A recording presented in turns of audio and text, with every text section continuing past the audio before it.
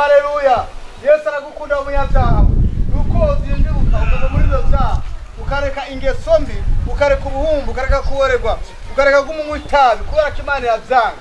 Reka nababwire nyuma ya buno buzima turimo hari ubundi bugingo budashira, hari ubugingo Imana ateguriye abantu ku isi, ariko ubwo buzima kugira umuntu abuwe ko nuko umuntu ategwa kuba yejeje. Wabisore Imana ishimwe cyane, Imana ishimwe cyane. Amen, amen. Imana ishimwe. Amen. Yesu ashimwe. Amen. Imana yagukunda musore. Gende naye. Imana ngo yagukunda. tubanze twumvirize gatoyi cy'umuntu. Ye mutama Imana yagukunda. Ukwiye kwitandukanya n'ibibi. Ukwiye kukorera icyane gisa naco. Imana yarisanzwe inyanka jewe. Imana ikunda bose, ariko na cyane cyane abana bayo, abantu bakora ibyiza. Oya, Bakitandukanya n'ingeso. gatoyi twumvirize. Rindira tababwire. Ducererwa amasaha. Imana babwire. Amahoro musore. Amahoro. Imana ishimwe cyane gose. Amen, amen. Kuri ngofero yawe. Umbe ijambo ry'Imana. Nakoze boss. Haleluya. Amen. Imana iradukunda. Ariko Imana yatumye umwana wayo w'ikinege kugira ngo apfire abantu mwanyinshi. Habayeho intumwa Yesu, harabaho Muhammad, haraba n'izindi ntumwa nyinshi zize kuvuga ijambo ry'Imana yuko abantu bova mu byaha bakazizira. Ariko kandi yatumye umwana wayo utonde gatoyi rukundi Imana. Haleluya. Amen. Nahako ngomanye n'igurira itabi hariya. Wewe ugize nese umbwira ngo ufite ibibazo ufite ibibazo. Ani bo kwegera umukozi w'Imana. Umviriza. Akagira n'icyo hinduka muri wewe. Nenda ndabikubwira gato. Tukatwana ijambo ry'Imana. Ijambo ry'Imana muri Yohana igice cya mbere. Havuga ngo uko jambo yihinduye umuntu abana natwe. Kandi uwo jambo yahoranye n'Imana. Kandi uwo jambo yaje mu isi ari umuco aza muri we. Ngo ariko umuco niwe mwakiriye. Haleluya. Amen. Ngo yaraje mu vyiwe ariko ivyiwe byaramugararije byo rwose. Natwe abantu benshi muri kino gihe baragumukiye ambusha kurengana ingana inzira ngiye. Ngo Yesu bagomba manuke. Jiwange ngo Yesu bagomba manuke ngo ndamurindi. Uwo musheri wawe naje baguha. Namubonye simva ngaha. Muzokwiriza umwanya muto. Barabwiye musore. Nakukunda yonyine ico. Barabwiye. Icuro rya mbere ni shiri.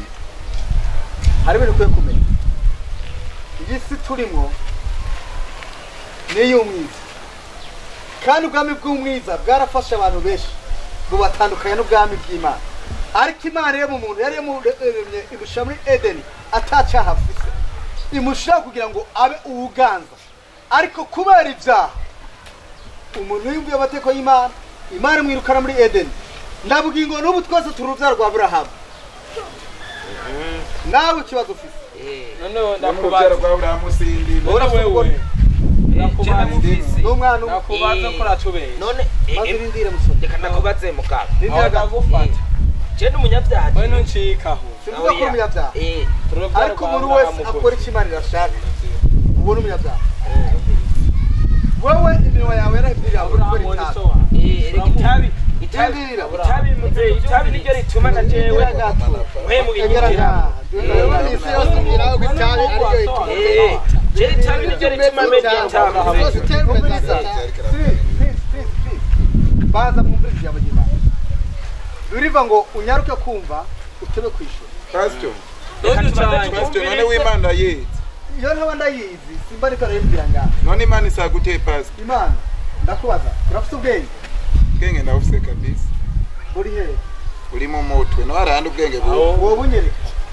Wowe nga era abana bwo bonanye. Tuhabona iki gikofi. Era baraba nga. Barabwira bari kubwenge cyane.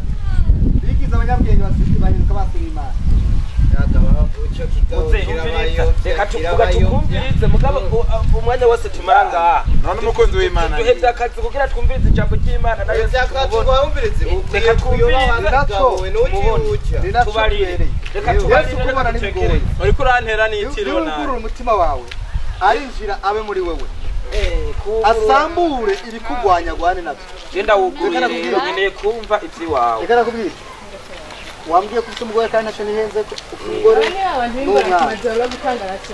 Mahenda bwiribiga ko bahe babiyo. mukobwa ntabwo ari burya Byawuritse ibitwe hamwe na n'intuze. Ni mu agaragaza n'abamwiza agaragaza Yaje kuduhenda ngaha. ibintu byose abantu bose barakabana mwumviriza twese amen amen amen Yesu arakukunda Yesu aragukunda ngo twizere muze twumviriza gatoya mwabana haleluya amen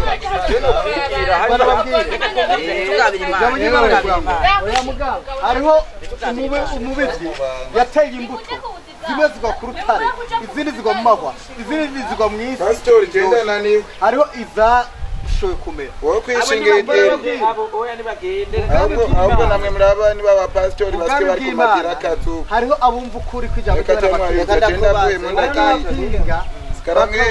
ubwo bwami buranyuragiye genda oya reka tubanze twumvirize mugabo mbega ubeshya abantu aho naba yasahara muto hamwe twagiye abantu akora yabwira ujya mukobwa muri kuba kumuhenda akana ukunda kandi wowe mu madura yamubonye waramubonye usaba ko batatu mugendana umwa mbere yitwa gute tubwire namazina yawe mbona ariko ndabona umuntu umukobwa umaba umuntu umaze kumubona nanico mumenye pe aba mukirindi hari undi wo kumusanga bari gutora na buke azema cyabashikawe barimwo umva mugabo bajya koga harimo wagwa mugera ariko imari yavuze ngo wirinde umugera wirinde utandukane niba ukora ibyiza none umugera ni sida none vuba erega umugera si sida imana ishimwe amen mwabagabo muracyahenda aho ndagiye urivuga cyangwa ureke ariko we ndabona ko imana kurondera cyane ndondera wewe igomba intware rero bikuyo onya hora yi wewe umushoferi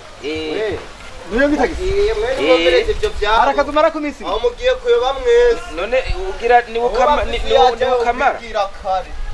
bisi yose akazi uhura n'imyako n'imikasiro bigatuma akazi kawe gacagenda biterwa n'ikibazo none biterwa nuko wowe ubwawe uraboshwe mboshwe nani baba dayimoni yamivumo yo mu miryango mboshwe nani ahubwo rero wewe yamivumo bituma ataca kuzopfushitse araboshwe wowe kupara nk'itelefone ishaka nyuma y'ibyo je numva mbalira mutara we umviriza wewe ntahuza neza mbalira mutara jamanza kuntahuza kugira ngo jewe rugurutse numaze kumva namaze kumva byose mbalira impamvu nagumye aha kugira ntahuza neza wewe muri wanya hari igiti gitembera nyuma yatwara igitoro hari igiti gitoro